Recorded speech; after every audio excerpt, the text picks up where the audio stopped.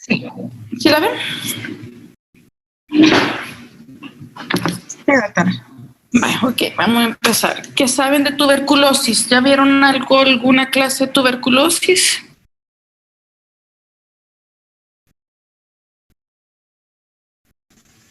En fisiopatología recuerdo haberla visto, doctora. Okay. En medicina interna 1 vimos tuberculosis. Bien. En medicina interna también vieron tuberculosis, ¿verdad? Tienen Sí. que haber visto. Ok. Vale, la tuberculosis en niños es prácticamente igual que en los adultos, ¿verdad?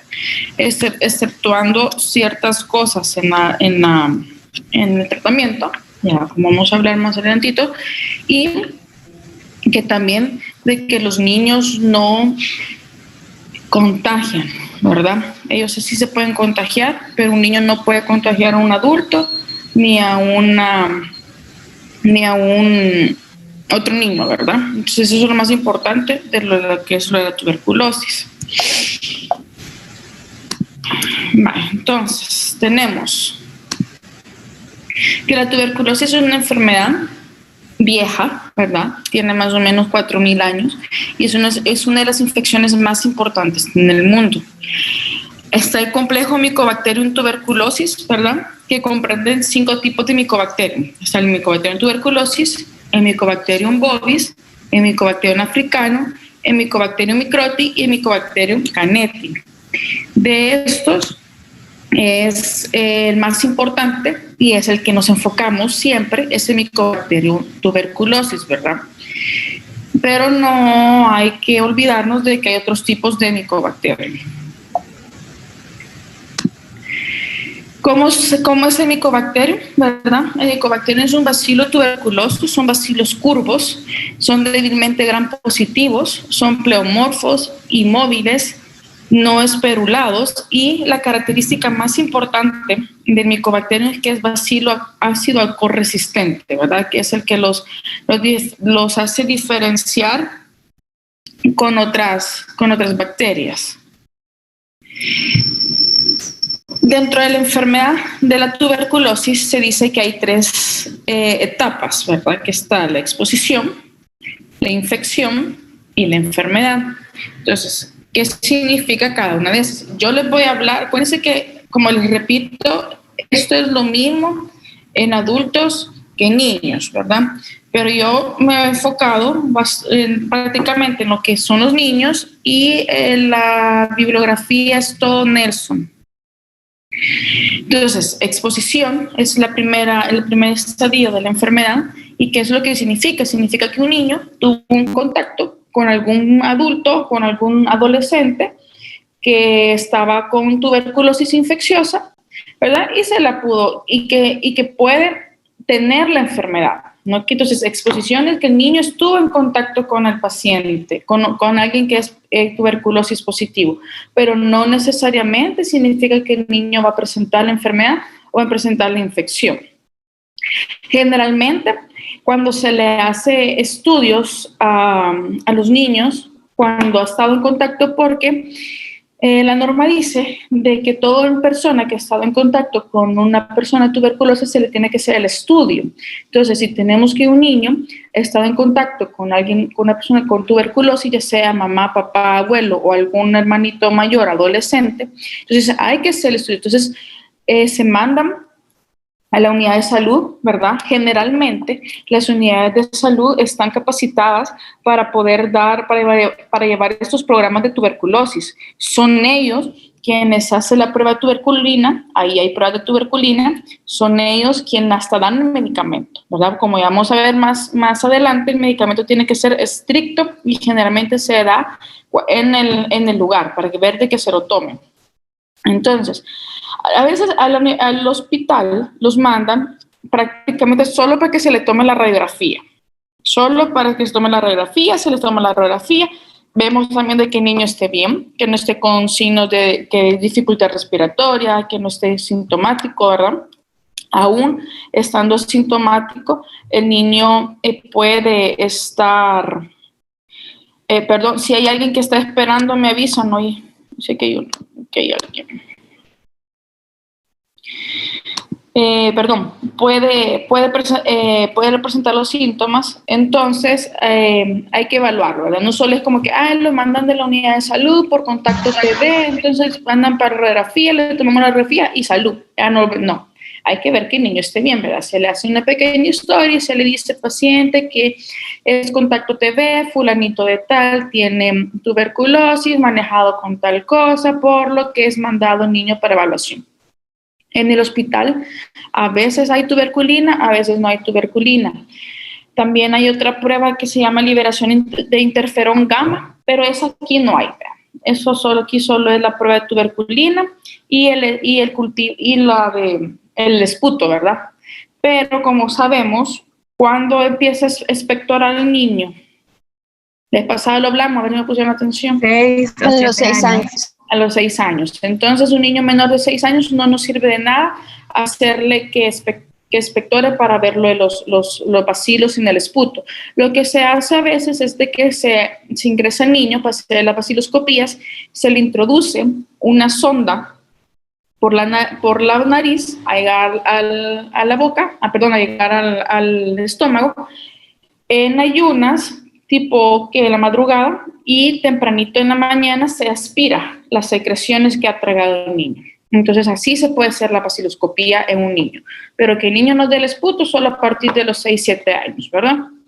Entonces, la exposición, como le decía, es a un niño que ha estado en contacto con un paciente TB, pero no necesariamente va a adquirir la enfermedad o la infección. La prueba de tuberculina y los otros exámenes van a salir negativos, la radiografía de tórax va a salir normal y el niño no va a presentar ningún signo de la enfermedad. La segunda parte es la infección, que es cuando se produce cuando alguien con contacto de tuberculosis viene y tose, ¿verdad? Y entonces saca la saliva y la otra persona lo inhala, ¿verdad? Entonces ahí va la bacteria, imagínense que ahí va, o sea, imagínense porque sirve imaginarse las cosas y también para el examen se van a acordar. Ahí va el bacilo, vea, bien bonito, va ahí en la saliva, entra a tu organismo y empieza a andar navegando por toda tu sangre, por todos lados, hasta llega a los pulmones, vean. En los pulmones llega el tejido linfoide y ahí se instala. Entonces ahí empieza a provocar todo lo que son la cadena de reacción inflamatoria, que ya lo voy a mencionar un poquito más adelante, y empiezan a tener los signos de la infección, ¿verdad? Ya la prueba de tuberculina en el niño está positiva, ¿verdad? El niño puede o no puede tener síntomas. Acuérdense de que puede tener la prueba positiva, pero no significa que va a tener síntomas. Puede ir desarrollando más adelante. La radiografía puede estar normal o podemos empezar a ver ya ciertas características de una radiografía en tuberculosis, que se ven el granuloma, ¿verdad? O se ven calcificaciones del parénquima pulmonar. Estas calcificaciones son periféricas, ¿verdad? Y enfermedad, y el estadio 3 es la enfermedad, que es cuando ya se vuelve cuando ya se instauran los signos y los síntomas de la tuberculosis. Y ya se ven más las manifestaciones radiológicas de la tuberculosis.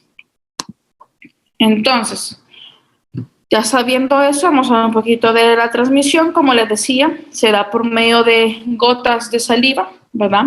Que como algo que se transporta por el aire, ahí vea, imagínense en medio de la saliva al bacilo y nosotros lo inhalamos, ¿verdad? Nosotros lo respiramos y entra a nuestro organismo. ¿Cuál es la probabilidad de transmisión? La probabilidad de transmisión va a aumentar si el paciente que tosió, estornudó, es positivo. El esputo es positivo a bacilo ácido salco-resistente, ¿verdad? O sea, que tiene la infección. Aquí, como les digo, los niños rara vez infectan porque los bacilos son muy poquitos en las secreciones endobronquiales. Y generalmente los niños se manifiestan asintomáticos. Es bien raro que pueda presentar un síntoma. Entonces, no hay mucha tos o a veces la velocidad o la fuerza con la que tosen o con la que estornudan no es lo suficiente para que salga volando el bacilo en la gotita de saliva y pueda transmitir. Pero generalmente, y lo más importante, es porque los niños no provocan bacilos, no lo provocan o son muy escasos. Entonces, dentro de la patogenia tenemos que cuando se empieza la enfermedad se hace lo que se llama el complejo primario, el complejo de Ghon. ¿Ya lo han escuchado? Sí, doctora. Sí, doctora. Ajá, entonces, que es lo que se empieza a formar, ¿verdad? Y que es el inicio de la enfermedad. Acuérdense de que generalmente se va a instaurar lo que es el pulmón, pero se puede instaurar en cualquier otro organismo, ¿verdad? Tenemos la tuberculosis extrapulmonar, de que es la tuberculosis meningia, ¿verdad? La tuberculosis miliar. Hay tuberculosis también intestinal, que se ha visto que en el intestino, cuando hace como un hilo paralítico o cuando hace un tipo de obstrucción y se hace el estudio histopatológico y sale que es una tuberculosis. Han habido casos que hasta apendicitis se han dado y se ha encontrado también tuberculosis, ¿verdad? También está tuberculosis en la columna, ¿verdad? ¿Cómo se llama esa tuberculosis?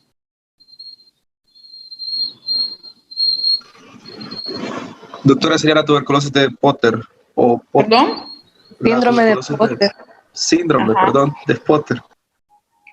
Entonces, hay diferentes tipos de tuberculosis, ¿verdad? También están en los ganglios. Siempre hay que buscar la tuberculosis en los ganglios, ¿verdad? Cuando se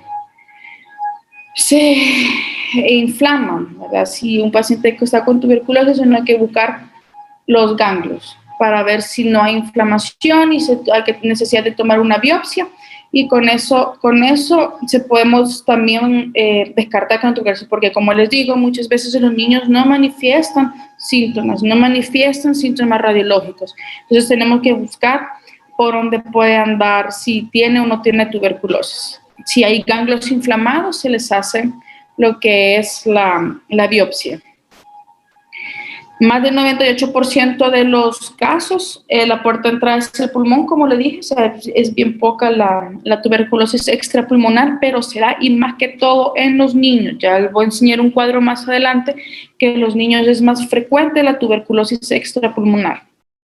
Entonces va a entrar el bacilo, imagínense que el bacilo llegó lo inhalaron, entró a su organismo, va nadando, llega dentro del pulmón y empieza a multiplicarse dentro de los alveolos y los conductos alveolos, ¿verdad? Entonces empieza el bacilo ahí, todo bien bonito, así sin molestar a nadie antes de empezar a hacer los síntomas.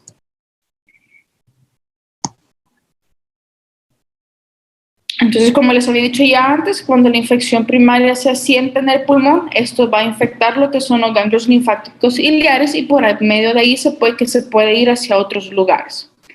Entonces, tenemos una reacción tisular gracias a las citocinas, ¿verdad?, en el parénquima pulmonar y en los ganglios linfáticos, que esas se va a ir aumentando a medida que van pasando las semanas. Acuérdense que esa no es una enfermedad de que va a ir de un día para otro o de una noche para otro, ¿no? Que es una enfermedad que lleva semanas instaurándose, ¿verdad? Puede ser desde que estuve en contacto con un paciente TB ahora, pero hasta como dentro de 15 días yo voy a empezar a producir algo, ¿verdad? Pero es algo, puede ser rápido o lento y va a depender mucho de la replicación del microorganismo, cuánto microorganismo hay en el cuerpo y del sistema inmunitario de cada paciente, ¿verdad? Acuérdense que todos son diferentes, tantos niños como adultos, y el sistema inmunitario es diferente.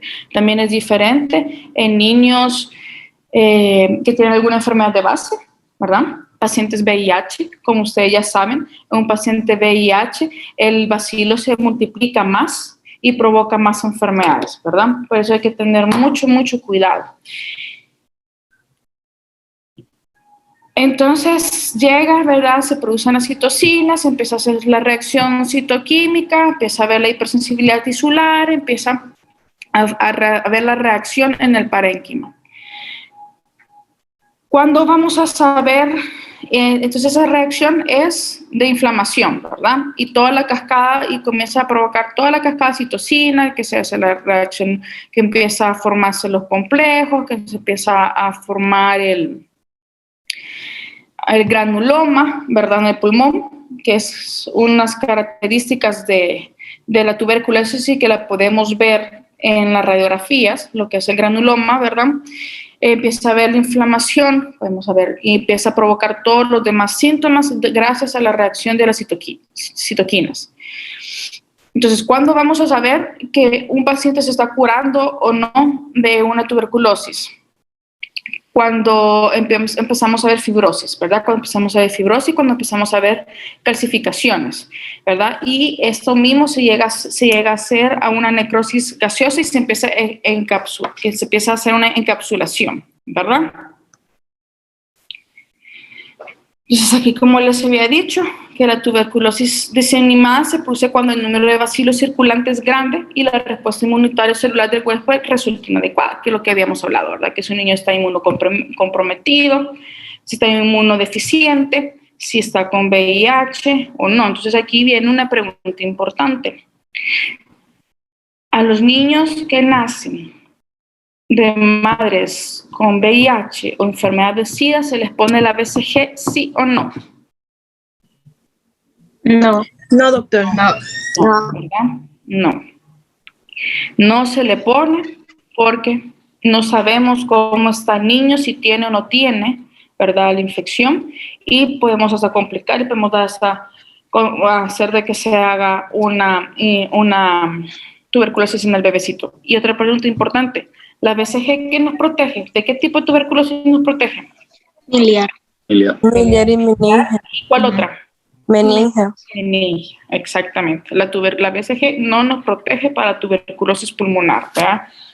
Solo nos protege para la tuberculosis miliar y la meninge. Entonces, la diseminación conduce a la aparición de focos metastásicos que son clínicamente inaparentes en muchos órganos, ¿verdad? Estos focos se van a encapsular y van a constituir el origen de la tuberculosis extrapulmonar, que es lo que habíamos hablado, o una tuberculosis por reactivación. De que el hecho de que un paciente se cure de tuberculosis no significa que no va a volver a dar, sino que puede volverse a reactivar. La enfermedad puede quedar latente y puede volverse a reactivar, más si es un paciente que su sistema inmunológico no está bien. Entonces, aquí como ven, el gusanito, el bacilo sale, ¿verdad? Y va a infectar a otros órganos provocando focos metastásicos, ¿verdad? Y provocando lo que es la enfermedad extrapulmonar.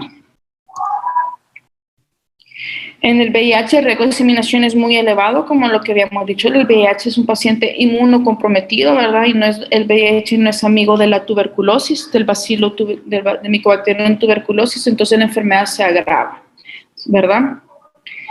Y las reinfecciones generalmente se dan en personas con VIH avanzadas o con la enfermedad de SIDA.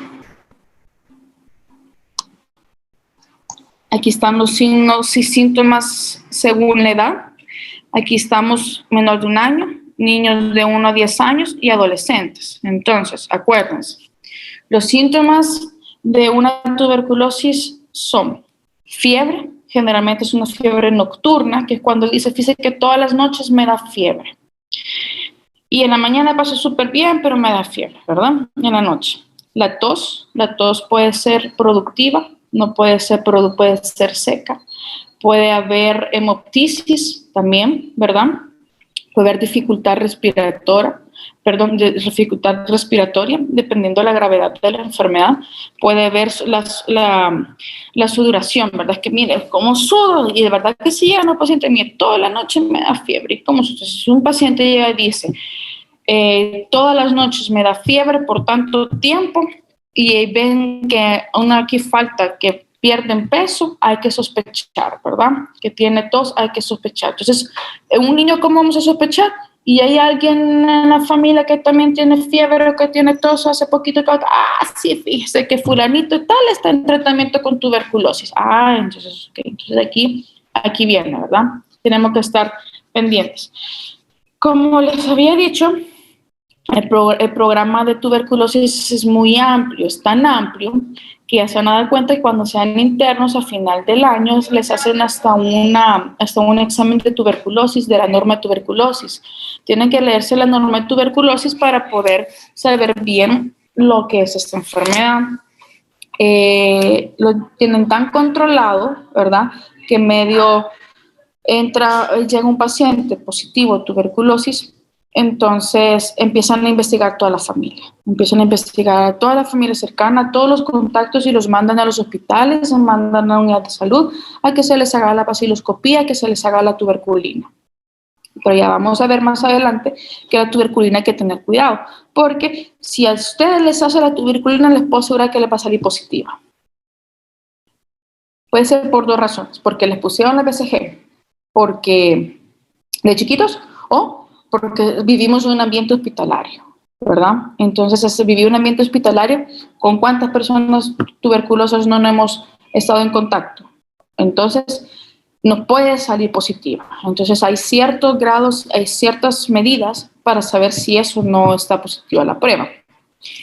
Entonces, volviendo a los signos, aquí se dan cuenta que la fiebre en menor de 1 año es frecuente. De 1 a 10 años es infrecuente y los adolescentes es frecuente, ¿verdad? Adolescente ya se trata como adulto. Y los signos y síntomas de unas enfermedades en un adolescente es como que si fuera adulto. Entonces, cuando ven adolescente ya tienen que pensar en adulto. La tos es frecuente en los 3, la diaforesis es rara en los niños, ¿se dan cuenta? La tos productiva es rara. Y la hemoptisis, que es uno de los signos quizás que más nos indica de que hay una tuberculosis en un adulto, en los niños no se da, es bien raro. Vean. Y la disnea también, ¿por qué? Porque un niño generalmente casi no provoca síntomas. Un niño te va a dar con fiebre, sí es que provoca, pero yo, para serles sincera, de los 3 años de residentado, los 2 años de estar aquí en Sacamil, nunca he visto un niño positivo a tuberculosis con síntomas. Sí positivos por el contacto, pero con síntomas nunca he visto, ¿verdad? Entonces, entre los signos tenemos las sibilancias, disminución de ruidos respiratorios que sí pueden ocasionar si la enfermedad se está desarrollando, ¿verdad? Y la localización, aquí se dan cuenta, en niño menor de 1 año, la extrapulmonar es bien frecuente, ¿verdad? Y más adelante no es tan frecuente, exceptuando los pacientes con VIH y los inmunodeprimidos, ¿verdad? Y la pulmonar de que sí es frecuente en cualquier edad, ¿verdad? Siempre tenemos que pensarlo más en nuestro medio que hay, ¿verdad? No es como que ha desaparecido y no va a desaparecer. Ya vieron que hay más de 4.000 años de esta enfermedad y va a seguir continuando esta enfermedad.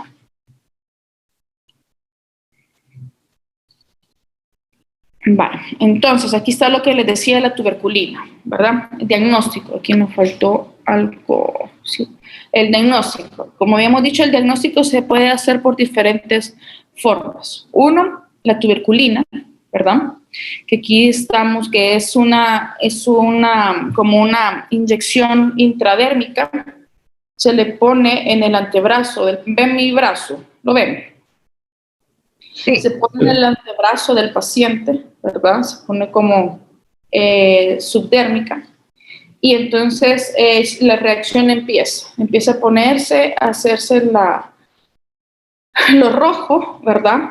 O la induración. Entonces, una induración mayor de 5 milímetros se da en niños con contacto estrecho, con personas contagiosas, con enfermedad tuberculosa conocida o sospechada.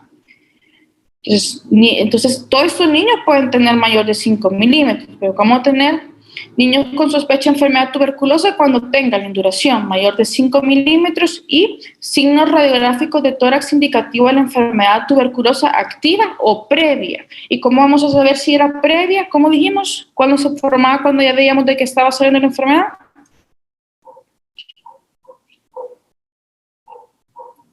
Cuando ya veíamos calcificaciones, cuando ya veíamos necrosis, ¿verdad? O cuando veíamos encapsulado ya, que se ve como en la radiografía como que fuera un halo radiopaco, ¿verdad? O que haya una evidencia clínica de la enfermedad tuberculosa, niños en tratamiento con inmunosupresor o trastornos inmunosupresores, incluyendo siempre lo que es la infección del VIH.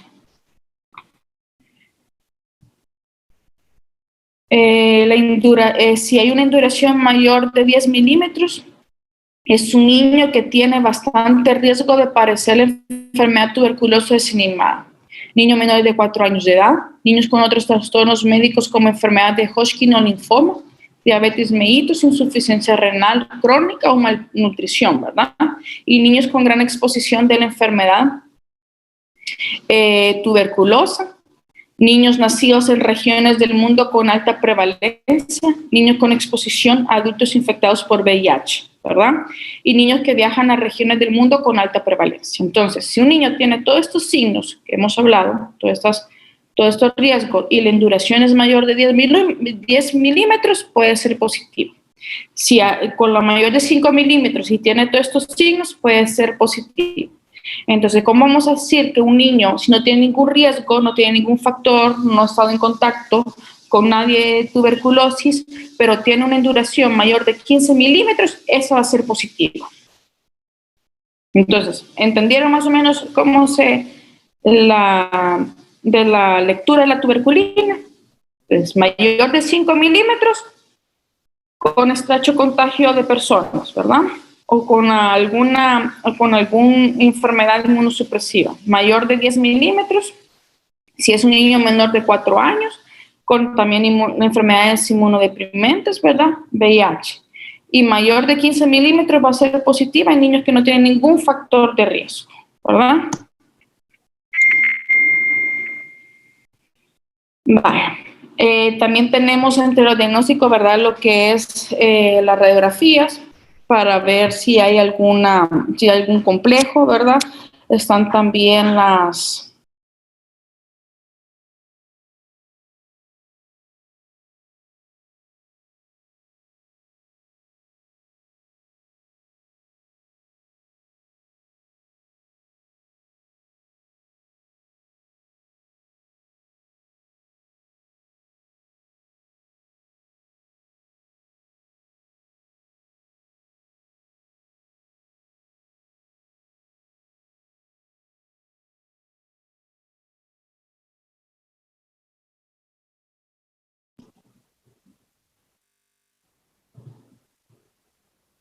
Hola, doctora.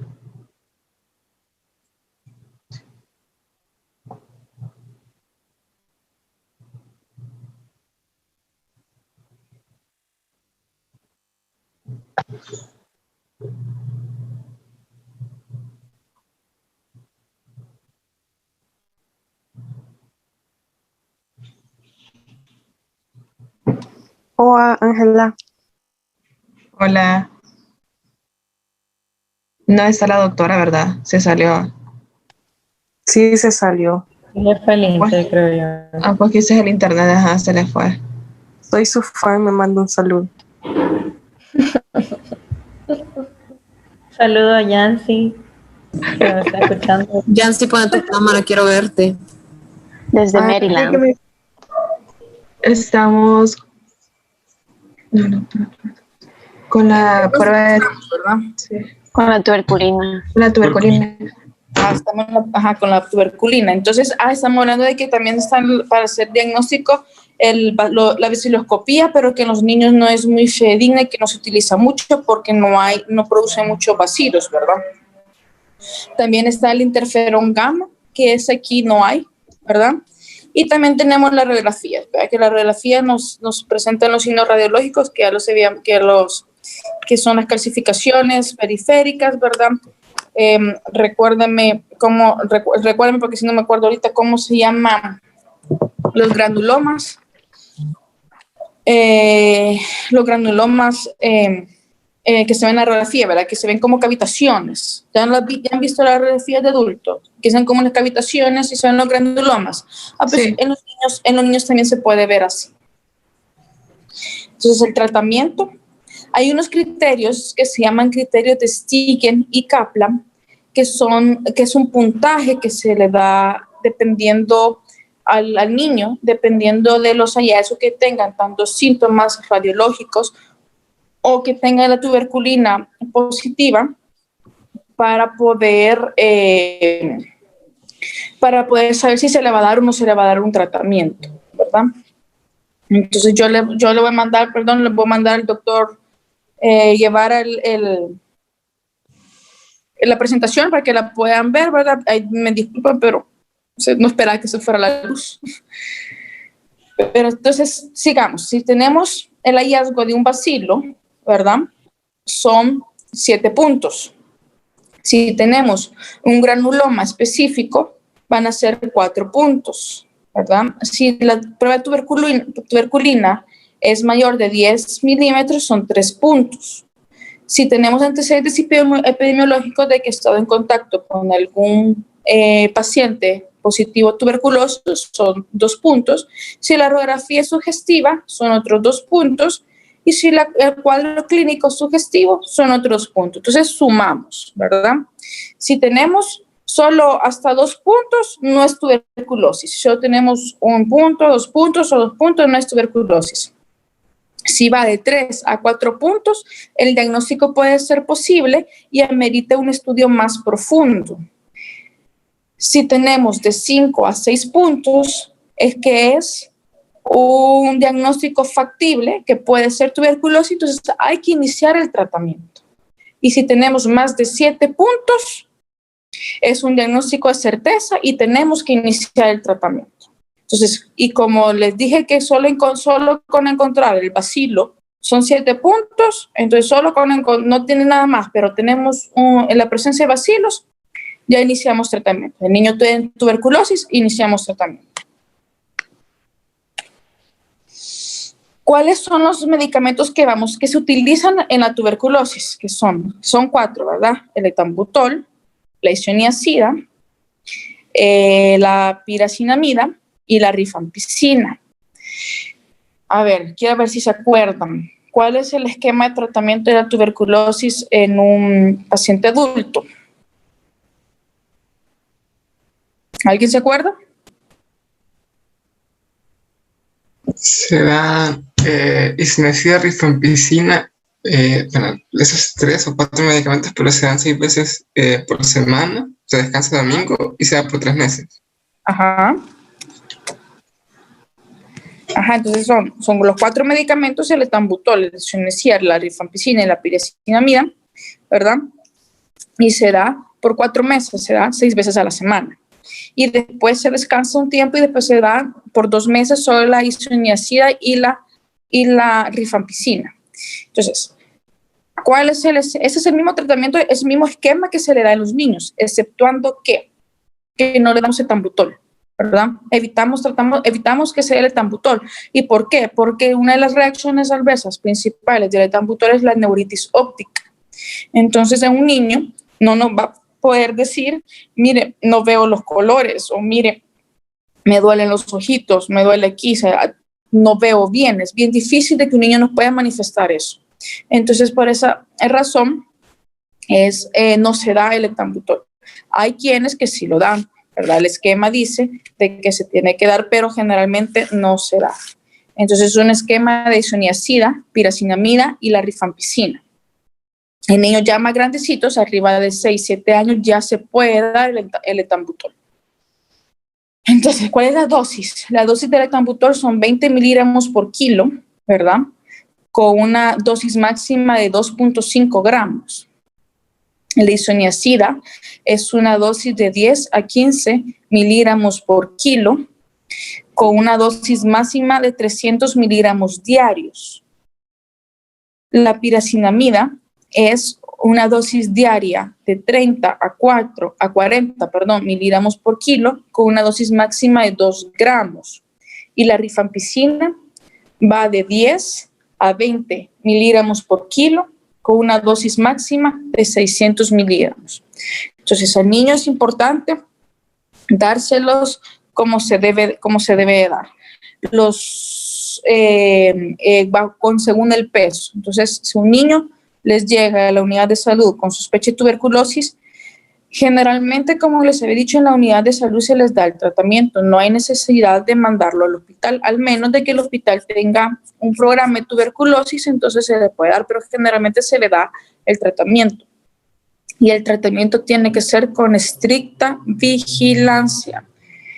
Tiene un nombre, se llama TAES, si no me equivoco, recuérdeme. TAES, ¿verdad? TAES. Sí. TAES, ¿verdad? Que tiene que ser, significa que llega el paciente, le dan sus 4 pastitas y para la boca enfrente de uno, ¿verdad? Nada de que se me lo voy a la casa y me lo voy a tomar allá. No, tiene que ser enfrente de uno para que saber de que realmente se está tomando el medicamento. Reacciones adversas de estos medicamentos, el etambutol, como he dicho, la neuritis óptica es la principal, aunque también puede dar alteraciones gastrointestinales y una hipersensibilidad, pero con la que más tenemos que tener cuidado con la neuritis óptica.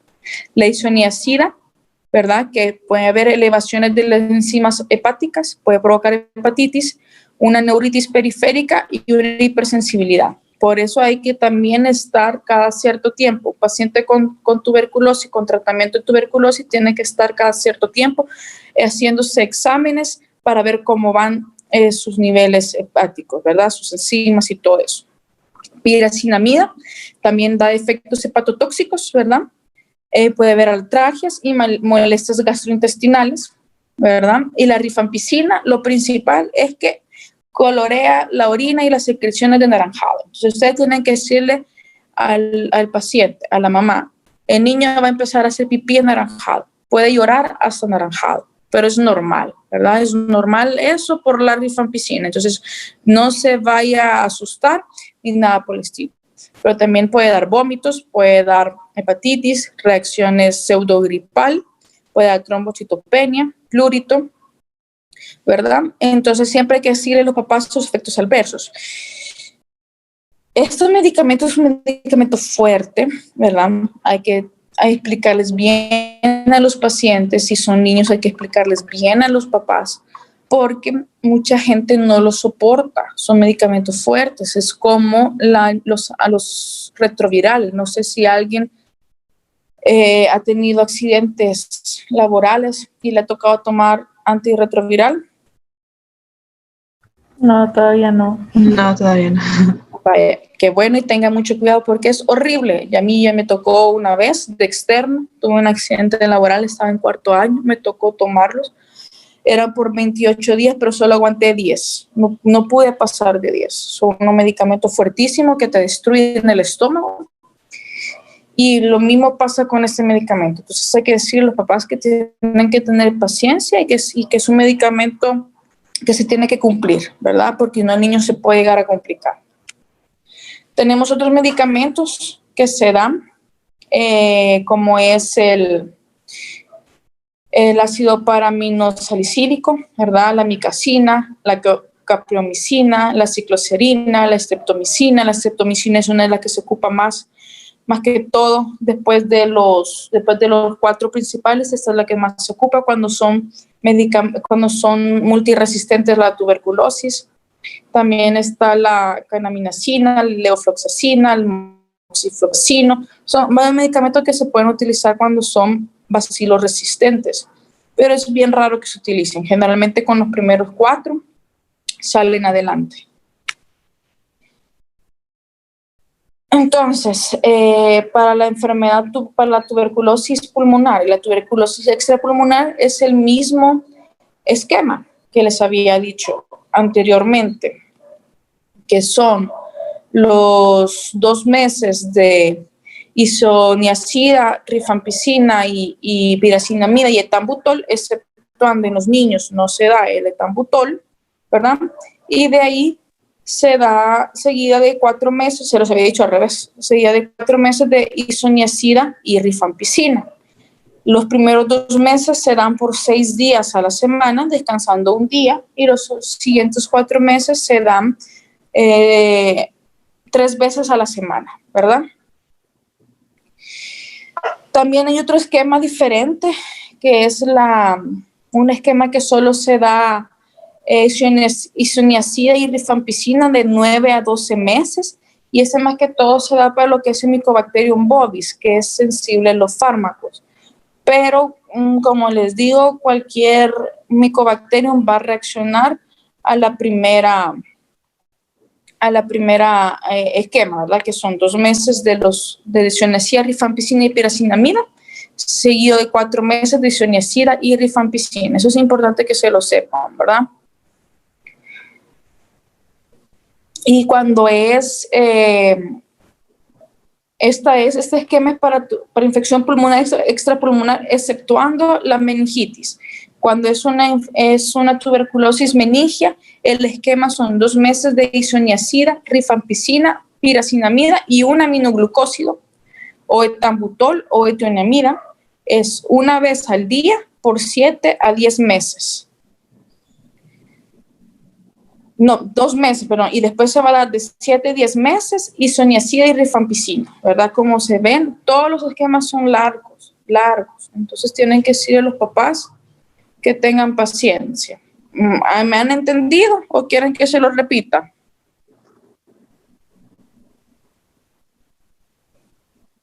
¿Hola? No, doctora, el esquema de cómo se va a dar con los días y eso, pero yo pienso que con la presentación nos lo aprendemos. Y con la presentación se lo van a ver bien. Entonces, esta presentación se las voy a enviar. Bueno, entonces, y si es una meningitis por Mycobacterium bovis, el tratamiento es mayor de 12 meses. Si es una una tuberculosis meningia. Y se puede agregar la streptomicina. Como les había dicho anteriormente, la streptomicina es el medicamento que más se utiliza extra a los 4, que puede ser que el más estudiado quizás, para poderlo, y el que menos resistencia tiene para poder dar a este tipo de infecciones. No sé si tienen alguna pregunta. ¿O quedaron más archivolados de lo que estábamos? No, doctora, está bien. Acuérdense. Infección pulmonar y extrapulmonar se trata igual, exceptuando lo que es la infección meningia, ¿verdad? En los niños no damos etambutol, ¿verdad? Hasta ya grandecitos, arriba de 7 años. Antes se trata de evitar, al menos de que sea sumamente necesario dárselos, se les da. Y cuando es sumamente necesario, si tenemos una resistencia a algún de otro fármaco anterior. Si no, lo evitamos. ¿Verdad? No sé, ¿alguna pregunta? No, doctora. No, doctora. Gracias. ¿Verdad que el lunes tienen el examen ya? No estamos seguros porque nos falta un montón de temas, así que esperaríamos que nos lo movieran, pero...